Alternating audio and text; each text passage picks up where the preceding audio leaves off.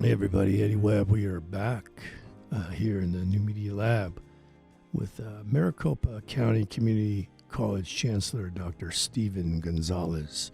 We're having a really great conversation here about our institution, our people, our students, a vision for the future. And I think one of the most critical relationships a community college has in their state and in their county is with their business partnerships. How are we doing with that? I think that's one of the areas where Maricopa excels. I think about my experience at Gateway. We may not be the college that generates the most revenue in terms of pure dollars as part of our college development plan, but our faculty make up for it in the types of partnerships that they form with our industry partners. And so it's not uncommon for us to receive a $250,000 piece of equipment that our students can use to do some imaging on, for example, or to receive some busted up vehicles that our program can use to take those dents out and repaint those cars. We just do that over and over and over again, and that's the result of the types of partnerships that our faculty have, good relationships with our industry. What our industry gets in return for that are well-educated students that they can count on, that go directly into the workforce, and have proven over and over again that they are really, really good employees from day one. Yeah. I really love this area, and I'd like to see more freedom given to faculty to go out and build relationships. Yeah. I mean, we can't make promises, so that's that sort of chain of command of how you build these relationships. But I think there's a whole potential out there for businesses, I know we're working through a program right now with a beauty college that the English department has set aside specific classes for their employees. And I know we used to do that with Caterpillar. Mm-hmm. We used to actually go on site at Caterpillar and teach our classes. And, I was 40 years old when I came to teaching.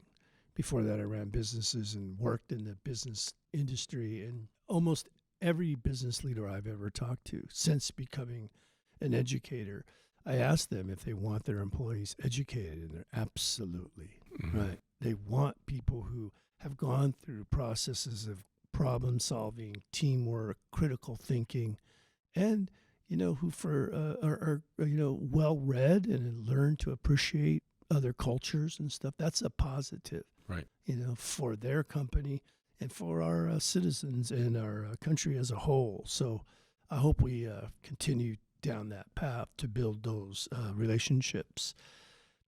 If you don't mind me adding something to that, Dr. Webb, if when we talk about faculty business partnerships, and you remind me of this as you discuss the critical thinking aspect of this, that requires a group of faculty that also can teach critical thinking, which we usually see as, come through our liberal arts. And sometimes we forget about the importance of a liberal arts education, to being well-read, having worldly experience, more importantly, being able to critically think. At Gateway, we began to work on this vision of producing students that were robot-proof. And the one thing that separates us right now from robots is the ability to think and to be creative. And so what can we do to continue to foster that, right? Not only to be prepared to work in this high-tech world with automation and some of the other amazing technological advances that are occurring, there's still the need to think critically, to be creative. Yeah, robot-proof, man. I like that. I think that deserves a T-shirt. Yeah, it sure does. I'm just stealing that from a book's title. Oh, okay. Yeah. Hey, speaking of that, what are you reading these days? You got any good books you're reading? I actually just started reading a book earlier in the week called A Vision for Opportunity. It's the life story of Dr. John Rush, considered to be one of the greatest leaders in community college education. He was actually my major professor in my doctoral program, so it's a really interesting read. He was the director of the Community College Leadership Program at the University of Texas. Is that where you got your doctorate degree from? Mm-hmm. Texas? I try to always be reading at least 2 books at a time and writing one. But I had just finished this book, The Cost of Loyalty. And it goes through American history. And it talks about how really good people were so loyal they went along with really bad ideas. Yeah. And sometimes that caught, a lot of it was around war. Mm. Making decisions to send our best and our brightest off to Vietnam, and, maybe some other places that maybe we could have resolved those conflicts in a different way, but because people are committed to loyalty, Sure. this idea of being able, what you just mentioned early, is to have the freedom to, I guess, argue with you, or at least reason with you, and question maybe some of your decisions to help you down the road. Right. And you welcome that. I think that's the highest sign of being a leader. So in that capacity of trying to instill a particular kind of vision for our colleges 5-10 years down the road, what is one of the most impactful challenges that you have faced in your role as our chancellor? Well, I'm sure that some of it has to do with the fact that we're not physically together, and it's been hard to build a team. I described my coaching or my leadership style earlier, and I think coaching is a part of that. It's been tough to do that in this virtual environment, but I can't put that squarely on the reason as to why I see that this is a difficult task before me as a chancellor, or anyone else who comes into this role as chancellor, in bringing 10 independently accredited institutions that were originally set up and designed to operate very differently from the way that we need to operate today in order for us to survive. And that might sound a little dramatic, but I sit on this commission for post-secondary education in the state of Arizona. And when I first came onto that, there was a gentleman who was representing the private schools in the state. So I asked him, I said, how many schools are you representing on this commission? He said, well, take a guess. I said, I don't know, maybe 40, 50? I thought my number would be overly high. I said, no, about 240. 240. So I thought about that. That day, that meeting, ironically, was held at Grand Canyon University. And on my way back to campus that day, I counted 6 or 7 private institutions that compete directly with Gateway. A couple of those within a stone's throw of our campus. So that's what we're facing. We're facing fierce competition. Mm-hmm. I'm not so sure that any of these will be able to acquire the number of students that we have, but they're certainly acquiring by nickel and diming us to death. And I think that has had a tremendous impact on our enrollment over the last several years since 2008.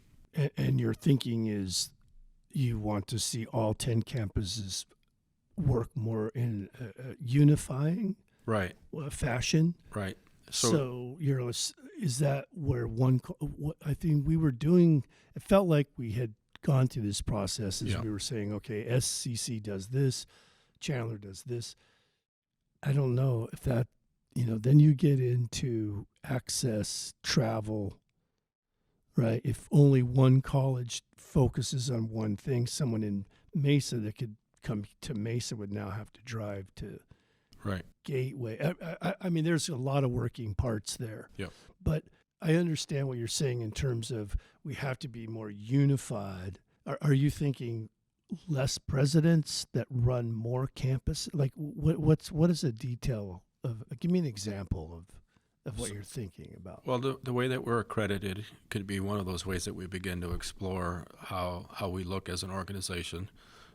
We're 10 independently accredited institutions. Right.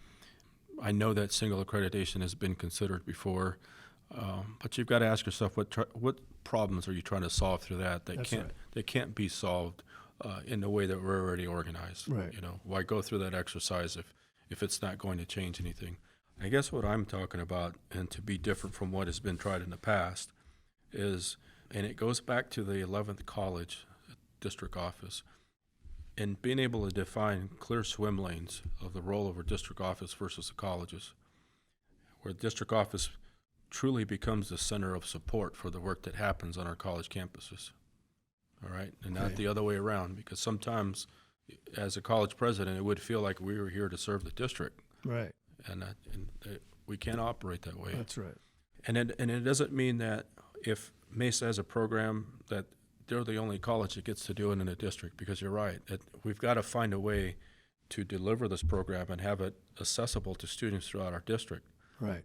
Now, the challenge in the past has been that it is really tough for you to come over to Estrella Mountain, for example, to set up your program there, because you're on Estrella Mountain's campus and you're not a part of their faculty, and the list goes on, right? So what can we do differently to make it easier for you to be more entrepreneurial in your program development and program expansion without feeling like we're stepping on each other's toes, which harkens back to earlier what you were discussing with the footsie model. And it's time to think about things differently, which goes back to the budget process that I was talking about earlier. You see, there's a plan. Venn diagram. There's a plan to all of this. There's things that need to be fixed at this level before we can get in here and fix that. That's right. Because if we want to make it easy and for our programs to be fluid throughout the district, mechanisms have to be set up for that to happen. That's right. And you've got to be able to develop a better understanding of what that actually means. For the first time, at least since I've been in Maricopa District, we have a participatory budgeting process where colleges are doing it at the same time as a district, and it's informing one another. Before, the colleges could kind of do whatever they wanted to develop their budget, and then at some point, the district would just say, Mesa, here's what you're going to get. You're going to get an additional $1 million this year. Yeah. That's it. No input. Yeah. But in fairness, we've only been here 50 years, so, I'm in my 8th year. we're trying to work 7 budget cycles, 7 fiscal years. How's that? Yeah, I mean, to me, I find those things exciting because we do have plenty of models. I mean, I left UC Davis at a corner office to come here because at that time, the reputation of Maricopa Community College was like ranked, 1 in 5 in the United States. And the buzz was like, we're getting stuff done, we're moving forward. And then it just sort of, the bottom just sort of, I think for me, I mean, I kind of attribute that to the political ideologies of how the district is run through election. We have that extra layer of accountability, which I think could be a really good thing if we had maybe some higher qualifications around specific to higher education and not just political ideology. Yeah. I don't want to get too deep into that stuff, but what you're talking about to me is very exciting. And we have we have universities that have colleges inside of the university. Right. But we can't call ourselves a university because then we get into the funding problem, right, with the downtown folks. Yep. So we have to remain a community college, but we know like 48% of our students are transfer students. 28% of our students are career occupational students. So the opportunity that we have to serve Maricopa, to me, is phenomenal. How are we going to get to our potential? That's a great question. I think getting to our potential means now that we do some listening before we even begin to step forward. We need to hear from our constituents, our students. We need to hear from our industry partners. What does Maricopa need to be? Yeah. Right? Because I think internally we know, but if it's not informed, by the way, this is a design thinking model, right? Yeah. It's put in the customer, in this case, it's put in our students and it's put in our industry partners in the center of our design. It's something that we haven't done, that we need to do. And they're either going to find out that we're doing this and they become aware, or we're going to find out that we're misstepping in some areas and need to adjust accordingly. That's where it starts. I can develop a vision for what I think our system can be, but the great joy would be to sit down and with a group of people such as yourself and say, what should we be? What is our potential? I have an idea, but it's just my idea. Right. And if I hadn't have given you an opportunity to weigh in on that, then it's only my vision, and it's going to be hard for people to get behind that. Right. Yeah, we want to be inclusive and bring in. I had let's see, I'm going to say 4 presidents ago, I almost had them convinced to. I wanted to get all the artists in town together and say, what does a college look like? Because it seemed like we kept gathering up accountants, Mm-hmm. which is fine. But like, what? And he was like, I want to do that. And so and then he, Yeah. bounced. I think our brightest days are ahead of us. I love Mesa Community College. I love the people I work with.